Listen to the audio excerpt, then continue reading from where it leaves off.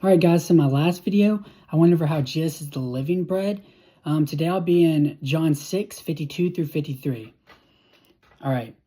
The Jews then disputed among themselves, saying, "How can this man give us his flesh to eat?" So Jesus said to them, "Truly, truly, I say to you, unless you eat the flesh of the Son of Man and drink his blood, you have no life in you." Alright guys, so these two verses can kind of be a little confusing. So I did a little bit of research and took some notes, and I'm going to be reading those right now. Alright, verse 52, the Jews took Jesus' words literally. Jesus teaches spiritual truths by referring to physical objects and people frequently misunderstood. Alright, so just like in verse 35, Jesus says, "I am the bread of life. Whoever comes to me shall not hunger, and whoever believes in me shall never thirst." He's not saying you won't physically ever be hungry or physically ever thirst, but he's talking about you'll be spiritually satisfied. Alright. So verse 53, Jesus says, "Unless you eat the flesh of the Son of Man and drink his blood, you have no life in you."